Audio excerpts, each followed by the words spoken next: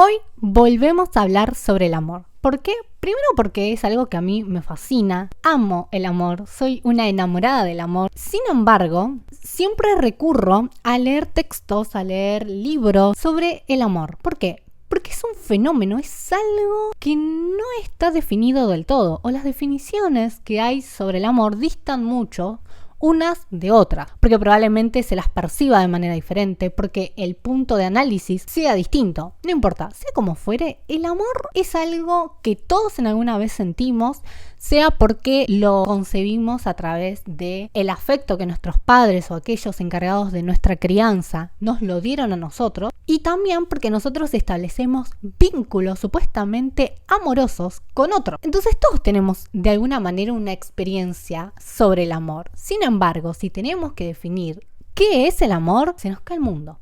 O es muy exagerado decir que se nos cae el mundo, pero es muy difícil definirlo. Por eso, en el video de hoy vamos a hablar sobre la concepción del amor desde la perspectiva de Bell Hooks. Es una activista que luchó por los derechos de las mujeres afrodescendientes en particular y en general de las mujeres. Bell Hooks nos dice primero de que obviamente no tenemos una definición sobre qué es el amor y eso provoca que podamos amar. Es decir, sin una definición sobre qué es el amor, el hecho de amar se nos dificulta un poco. Y la cosa se agrava un poquito más si tenemos en cuenta que el amor casi siempre está relacionado con el amor romántico, es decir, esa sensación, ese sentimiento de afecto y hasta de deseo y pasión por alguien del cual nos sentimos atraídos. Pero esta señora nos dice, no, eso no es el amor. Y la definición que da sobre el amor me gusta mucho y se las voy a leer. El amor es la voluntad de proyectar el yo con la intención de contribuir al desarrollo espiritual propio de otro. El amor es igual a sus efectos. Se trata de un acto de voluntad, esto es, tanto una intención como una acción. La voluntad implica elección. No tenemos que amar, decidimos amar. Cine. Entonces, según la definición que nos dio Bell Hooks sobre el amor, esto se trata más bien de una acción y una elección en vez de un sentimiento. No se trata para nada de un sentimiento, aunque claramente moviliza los afectos de alguna manera. Pero no es solo sentimientos y afectos, sino que es particularmente acción y elección. Más precisamente, es un querer que contribuye al desarrollo personal, es decir, contribuye al desarrollo de nuestra propia realización, tanto nuestra como del amado, es decir, como del otro. Claramente nos ayudamos mutuamente a desarrollarnos como personas. Por supuesto, el amor conlleva una serie de cualidades que si no las tenemos, hay que desarrollarlas. ¿Cuáles son? Atenciones, afectos, reconocimiento, respeto, compromiso, confianza, honestidad y comunicación. Todo lo cual también implica un serio sentido de la responsabilidad. Es decir, cuando nosotros amamos,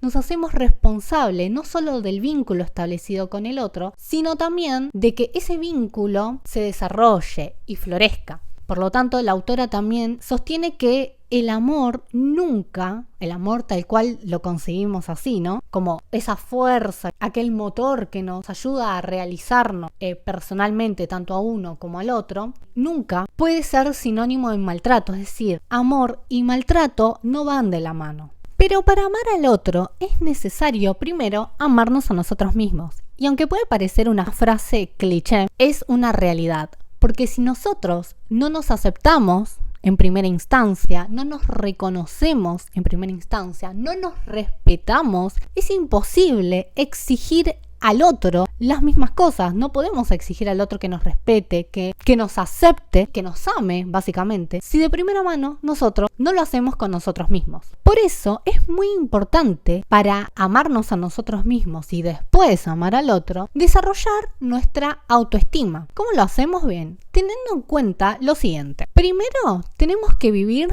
de forma consciente. ¿Qué significa esto? Ser crítico con uno mismo y con el mundo que nos rodea. En segundo lugar, tenemos que autoaceptarnos, es decir, aceptarnos a nosotros mismos. ¿Qué implica esto? Cultivar una actitud positiva en vez de una actitud negativa. Autoafirmarnos, es decir, decirnos a nosotros mismos cosas positivas, y este proceso de autoaceptación nos lleva también a aceptar el otro. ¿Por qué? Porque cuando nos relacionamos con otro, claramente somos personas, somos individuos distintos y chocamos. En ese choque, si nosotros nos aceptamos primero a nosotros mismos, podemos desarrollar también aceptación de la diferencia del otro. En tercera instancia, tenemos que ser responsables. ¿Esto qué quiere decir? Que tenemos que tomar a nuestra vida en nuestras propias manos y hacer algo con ella, responsabilizarnos por todo aquello que hacemos y también por todos aquellos obstáculos que se nos ponen en el medio del camino. Tenemos que asumirlo y tratar de superarlos. En cuarta instancia, se destaca la confianza en uno mismo. Tenemos que saber valorarnos, tenemos que saber defendernos, tenemos que ser lo suficientemente valientes para mostrarle al otro quiénes realmente somos, o sea, no fingir, no ponernos una máscara para agradar a los demás, sino ser tal cual somos, esa originalidad nuestra propia. Si nos hacemos valer, podemos hacernos oír, que nuestras voces sean realmente escuchadas. Y por último, tener un propósito en la vida. ¿Por qué? Porque si bien el amor siempre conlleva un otro y empieza por uno mismo, como empieza por uno mismo, tenemos que sentirnos bien en nuestra propia piel, con nuestra propia vida, con el propio destino que nosotros forjamos. Acá es una cuestión muy existencialista, ¿no? El hecho de forjar un destino, que nosotros somos los que les damos una direccionalidad, le damos un sentido a la vida. Y que sin ese sentido, nuestra vida es amarga. Entonces somos nosotros los únicos responsables de crearlo, de tomarlo y de hacer algo con eso. Nuestra vida tiene que ser un motor. Todo el tiempo tenemos que apuntar ese destino. No importa si en definitiva tal vez no salen las cosas como queramos. Es importante que nos movamos. Y qué mejor que hacerlo a través de la proyección, a través de proyectos propios, de forjarnos objetivos en la vida. Como dije al principio de este video, Bell Hooks es una activista feminista dándole voz a las mujeres afrodescendientes, pero también a las mujeres en general. Y claramente tiene una visión bastante crítica sobre el patriarcado, y ella en este libro, que se titula Todo sobre el amor, nos cuenta distintas experiencias que ella tuvo a lo largo de su vida en relaciones de pareja, en donde siempre intentaba relacionarse con el otro desde una perspectiva no patriarcal, ¿no? Donde no habría de simetría entre hombres y mujeres, donde el amor no es sinónimo de posesión. Y el hecho de criarnos la mayor parte de nosotros, o por lo menos generaciones anteriores, en el seno de familias patriarcales, lo que nos enseñan es a que, por ejemplo, los hombres sean fuertes, no exterioricen sus sentimientos, que aguanten lo más posible, que las mujeres, en contrapartida, sean seres sentimentales, que exteriorizan sus sentimientos, etcétera, etcétera, etcétera. Y algo muy importante que destaca la autora es que los hombres, por lo general, quieren poder, y eso se traslada a las relaciones también, ¿no? Que el amor no es un vínculo en donde el poder prevalezca. El poder no es sinónimo del amor.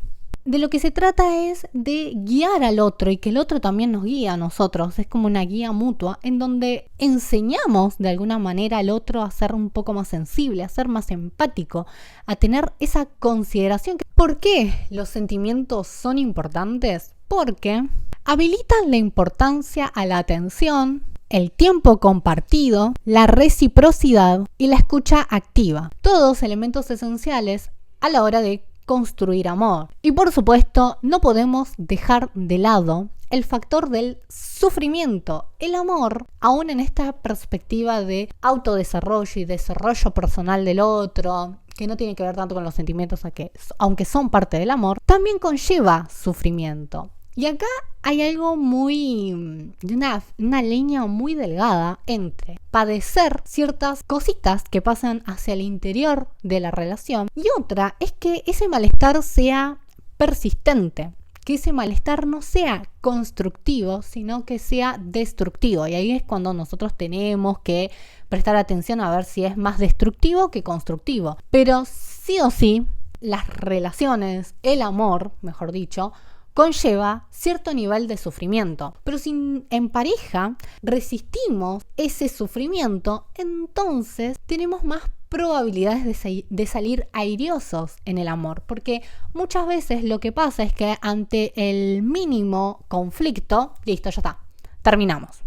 Nos vamos, listo, ya no quiero saber más nada. Pero no tiene que ser así, o no debiera ser así. ¿Por qué? Porque el amor es compromiso, el amor es responsabilidad. Y en esto radica precisamente, en que podamos resolver la situación de sufrimiento, resolver la situación de conflicto y seguir adelante.